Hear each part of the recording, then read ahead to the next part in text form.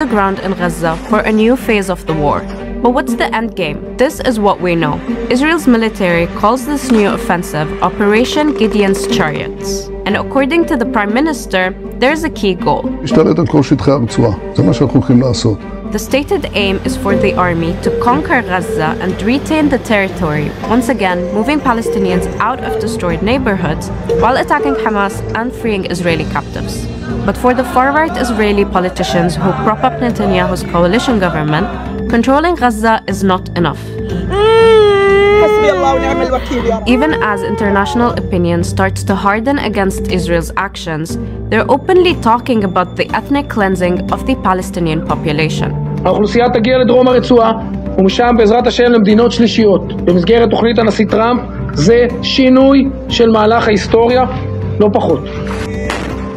5 divisions of Israeli soldiers are fighting in the latest offensive. Israel has declared the north of Gaza a combat zone, forcing people to flee southwards towards places such as Al-Mawasi. Israel used to call it a humanitarian zone, but not anymore, and it's been bombed multiple times regardless of its status. قاعدين كل يوم بنموت على البطيء. أي إنسان في الكرة الأرضية بيقدر يعيش اللي بيعيشه الإنسان في غزة، ما أعتقدش حدا بيقدر يتحمل اللي إحنا متحملينه. اليوم 2 سنين من الحرب، جوع، قتل، دمار، تشريد. كلنا أبرياء، كلهم مدنيين عزل. Alongside its military offensive, Israel is weaponizing the supply of food, according to the UN's humanitarian chief.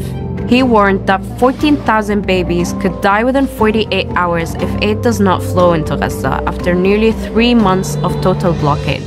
But for Israel's right-wing leaders, playing a cynical game of diplomatic brinkmanship with thousands of lives appears to be part of the strategy. מינימום נדרש שיגיע לאוכלוסייה, פשוט כדי שהעולם לא יעצור אותנו ויאשים אותנו בפשעי מלחמה. וזה מאפשר לאזרחים לאכול ולידידינו בעולם להמשיך ולהעניק לנו מטריית הגנה בינלאומית מול מועצת הביטחון ובית הדין בהאג. אסור לנו להגיע למצב של רעב, גם מבחינה עניינית, גם מבחינה מדינית. פשוט לא יתמכו בנו, לא נוכל